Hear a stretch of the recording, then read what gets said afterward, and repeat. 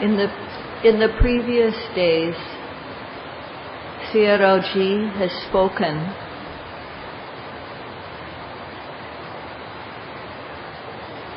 in the past days, Sayadaw has spoken about Anupassana, and yesterday he spoke about this in relationship to Kaya.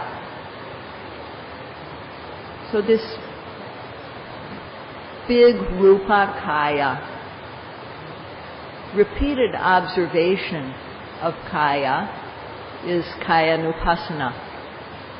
And it is the same with Vedana, Chitta, and Dhammas. Each of these are repeatedly observed. So there's Vedana Anupassana, Chitta Anupassana, Dhamma Anupassana. Kaya Anupassana. Anupassana means repeated observation.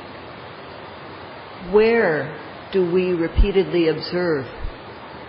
We repeatedly observe the Rupa Kaya, the group of physical elements, to see the true nature, sabhava. None of these are permanent. None of these physical things we observe are permanent. They all arise and then pass away. What arises and then passes away is dukkha. It's not good. And no one makes this arise and pass away. No one makes it the way it is. There's no control of a supreme being. All kaya is anicca. All kaya is dukkha. All kaya is anatta. All kaya is asubha. That is, it is impermanent. It is unsatisfactory. It is without a self. And it is not pleasant. So it gains these names by itself. So to see clearly these qualities, every time kaya arises, we have to observe it. And at first, we apply a label. When there's rising, we label it as rising. When we observe falling, we make the label falling. Same with sitting, or touching, bending, stretching, lifting, moving, placing. All the actions that we do with the body, we observe them and we apply the name at the same time when we start the practice. But when we observe a lot, then the form and the shape of the physical stuff disappears. And so does the manner or position. So we come to see the true nature as it is. What we observe is sabhava, and the observation is also sabhava. One is knowing what is really there as it is.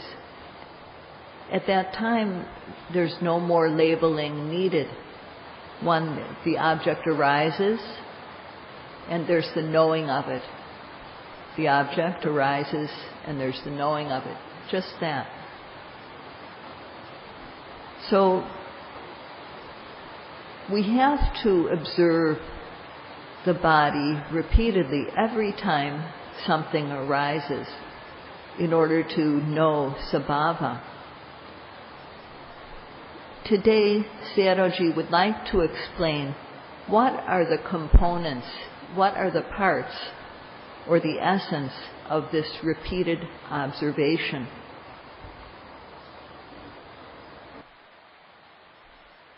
The Buddha had a strong chanda or desire for beings to know the true Dhamma. And because of this strong desire, the Buddha explained the benefits of the practice. When one understands the benefits of the practice, then one feels inspired to practice. Faith is awakened, and one has desire to undertake the practice. So this is, first of all, what happens. There's osaha, is this desire to apply the practice. So the Buddha would first give an introduction that summarized the sutta. This is called Odesa. And then he would expand upon that, which is called Nidesa. And then he would go further in explaining with providing various examples. And this is called the Piti Nidesa in Pali. So the Satipatthana Sutta is the basis for this practice of Satipatthana. And so far we've just been talking about the introduction, the introductory part of it. So the Buddha talks about Ida Bhekkhave Bhikkhu Kaye Kayanupassi Viharati Atapi Sampajano Satima, and so on. So this is from the introductory part of the Satipatthana Sutta, Kaye Kayanupassi Viharati. This means that we observe the kaya repeatedly. We observe this field of observation called kaya repeatedly. So what is observation? And what is repeated observation? So there needs to be some essence to this, or substance. And so the Buddha described this in 3 words: atapi, sampajano, satima. These 3 words show the essence of Satipatthana and Anupassana, repeated observation. So today Sayadaw will explain in theory and practice.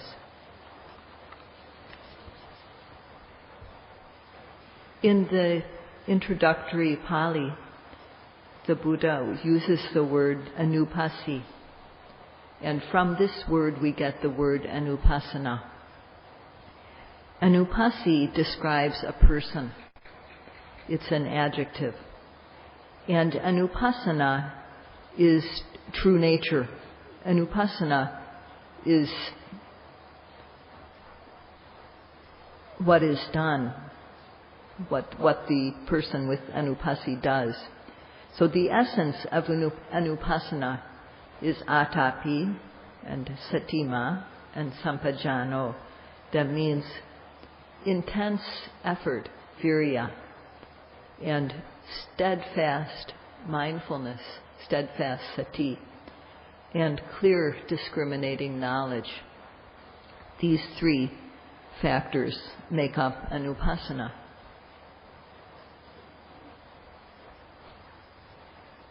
Kaya has the name Rupa Kaya, or group of physicality. But its basic nature, what it really is anicca, because it arises and passes away. Its nature is that it is impermanent. And it also is called dukkha, because it is not satisfactory. It is also called anatta. It is also called asubha.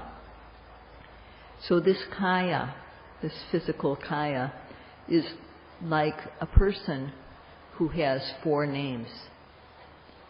And Vedana, Chitta, Dhamma, these also have these 4 names.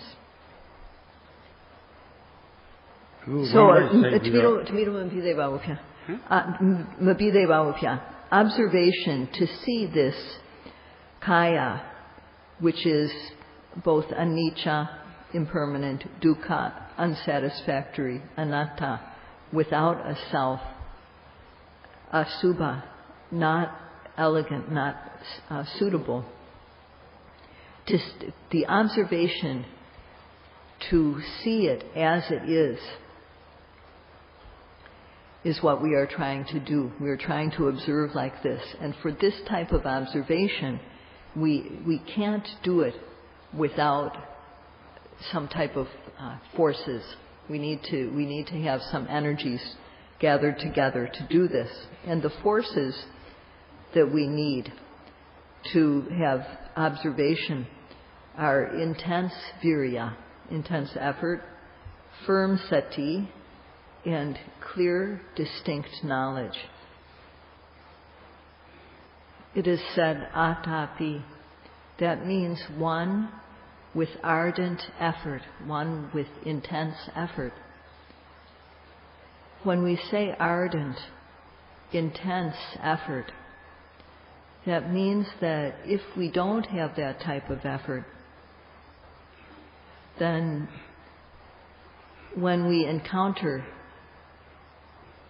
mind and matter, rupa and nama, at the 6 sense doors, if the object is something pleasant, then kilesas will make our mind wet and soggy.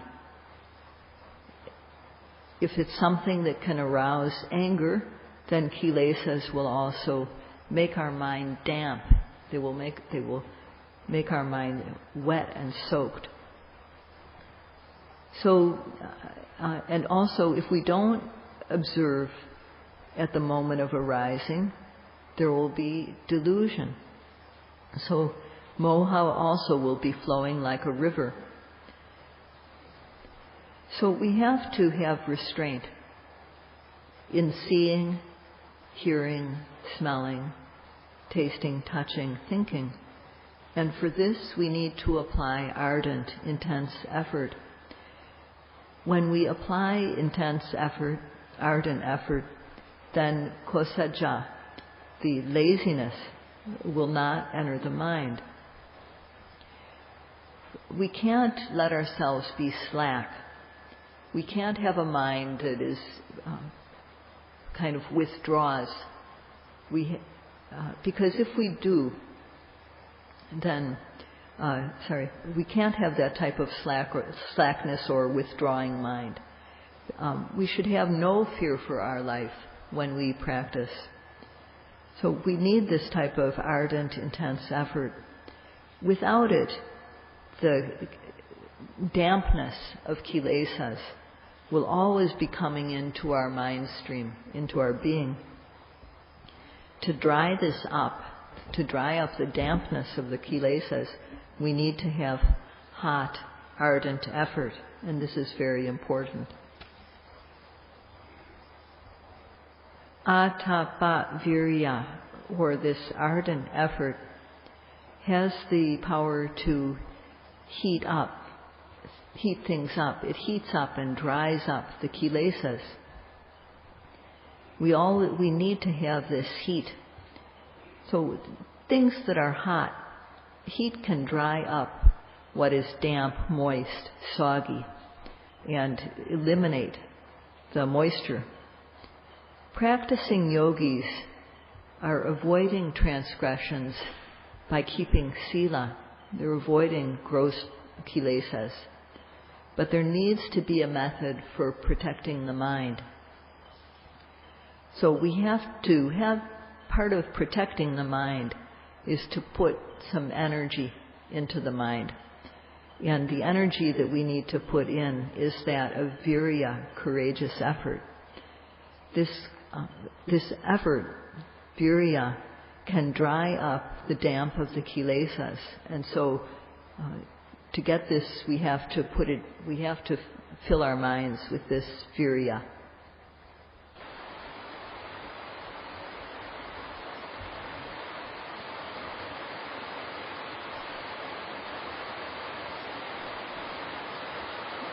virya, or effort, has 4 parts. The first part of this effort is to apply energy to prevent unwholesomeness from arising in the mind. And the second part of effort is to dispel the defilements if they arise. The third part is to cause wholesomeness to arise in the mind. And the fourth part is to cause the clean mind that has arisen to become bigger, stronger, and to increase it. So there are these 4 parts to effort.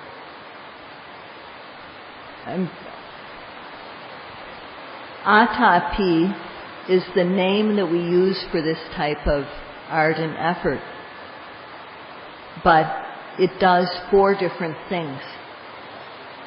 1, prevent unwholesomeness from arising. 2, remove unwholesomeness if it does arise. 3, it causes the wholesome mind to arise. And 4, it causes this wholesome mind to become bigger and better, stronger. So it has these 4 functions. When we use mental effort to push the mind to the object, if the mind reaches the object and sticks to the object, then kilesas can't occur.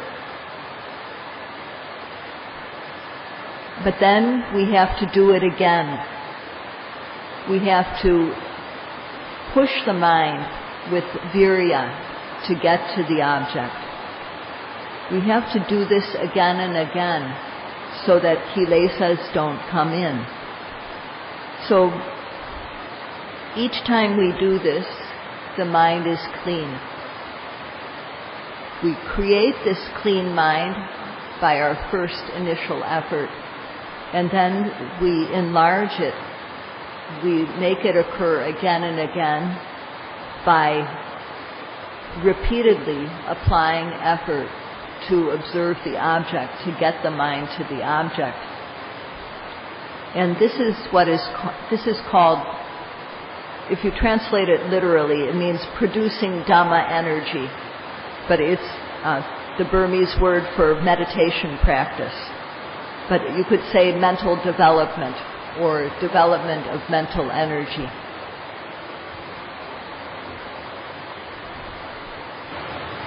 To summarize, atapa means intense effort or virya. When we say intense, it means that we push the mind so that sati will stick to the object. When the mind reaches the object because of the push that comes from virya, sati sticks to the object. So we can't be casual. We have to apply energy. And this is atapa. Atapa is also called virya.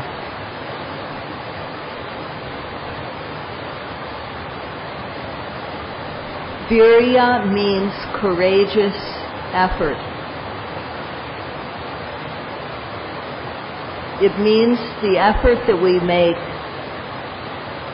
to push the mind to the object when kaya arises, to make sati stick to that object. When we do this many times,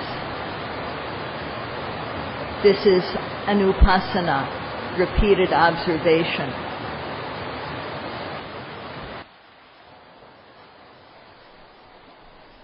On every object of observation that arises in our being, for sati to stick to the object, we need to have virya. And for this, our desire, our chanda, to be able to do this needs to be strong. Only then will our effort, virya, be strong too. So for chanda, for there to be desire or zeal, then there has to be some faith and trust. Faith in the benefits of the Satipatthana practice. Sayadaw spoke about these. The first benefit that is gained is purity of mind, and this is the essential benefit. This is the most important. And once we know that these are the benefits, first one has to know what the benefits are of the practice, and then one has to have faith and confidence in these benefits. So listen first to know what the benefits are of the practice, and then one needs to have trust. And after that, there will be strong desire to get the benefits. There needs to be a strong desire, chanda. If with all this, the knowledge of the benefits, faith in the benefits, and the desire to get them, the desire to get purity of mind, as well as the other benefits of the practice, if one comes to the practice at that point, one will apply intense effort in order to gain the benefits. So this is the most,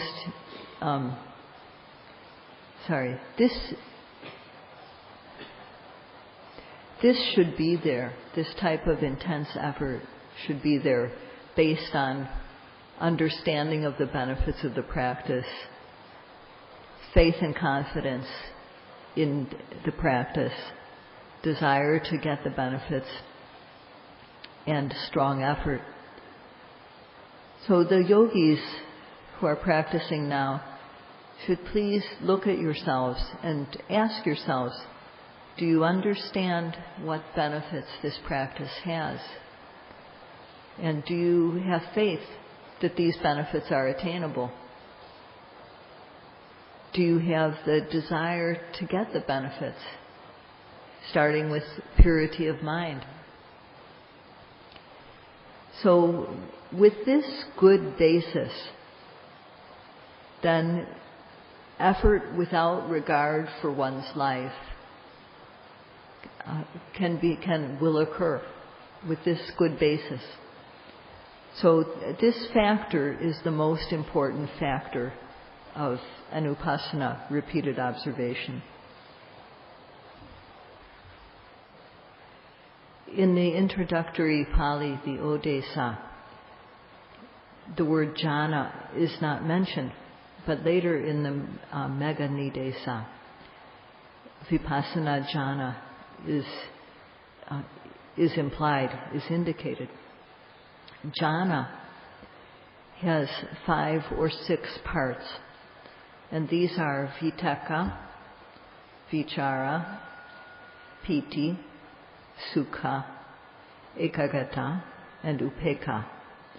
So right now, Sayadaw wants to explain vitakka, the first jhanic factor. The nature of vitakka is to aim and focus, to aim the way we aim when we're trying to throw something at a target.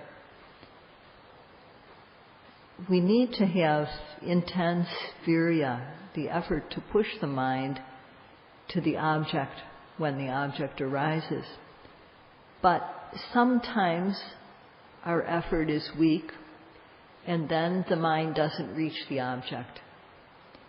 Sometimes our effort is excessive, it's too much. So then we miss the object. That's why aiming is also needed in addition to virya. So we need to not only push the mind to the object, but we need the factor of aiming to make our mind accurate. So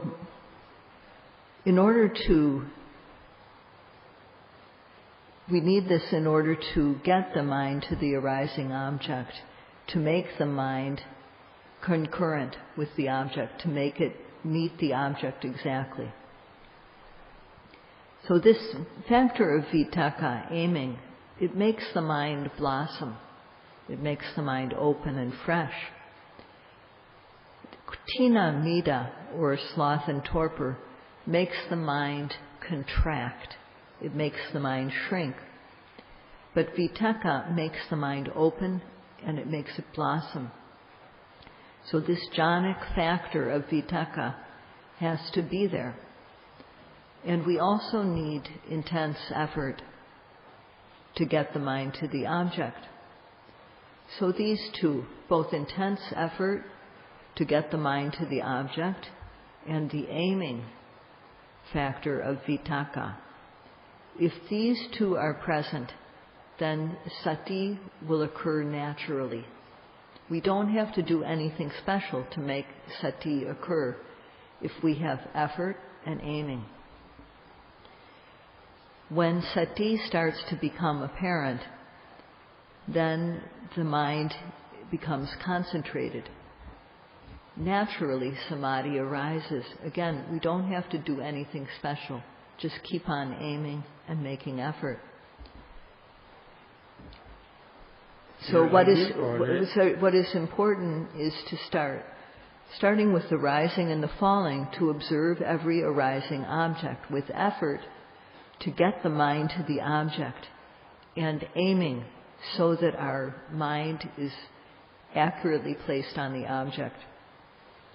Virya overcomes laziness, and with the aiming, our mind becomes fresh.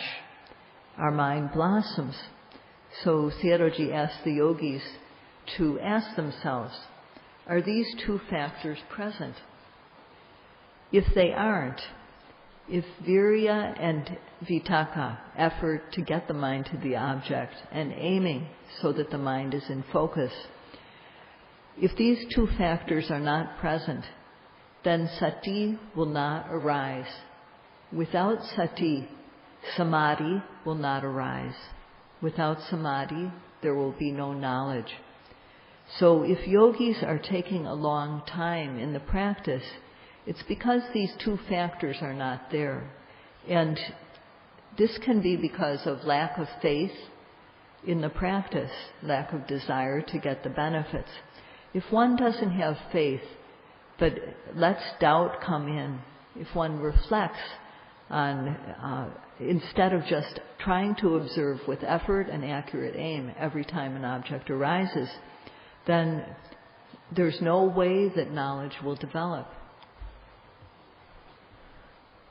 Yogis should have intense effort and accurate aim to observe every single object of observation, beginning with the rising and the falling, whatever arises. One should have intense effort to push the mind to the object and aiming, vitakka, so that the mind meets exactly with the object. These two factors are what is most important. Everything else will follow if these two factors are present. Sati, mindfulness of the object. Samadhi, the collected mind. Panya, knowledge. All these will arise with these two factors of intense effort and accurate aim. So as indicated by the word Anupassana, one needs to observe repeatedly. Every second of the time, one should be applying effort to observe the object, aiming to make the mind meet up accurately with the object. Virya conquers laziness. It can get the upper hand over laziness. And vitakka is the opposite of sloth and torpor. So if we have these two, if a yogi has these two factors every second of the time, then the yogi will progress in a short time. It is very clear. So Sayadaw urges the yogis to have these two factors every single second of the time. Tomorrow, Sayadaw has to go to Tenlian, so there won't be any talk. But on the following day, the day after tomorrow, if he returns early enough, he'll give a talk. That's all for today.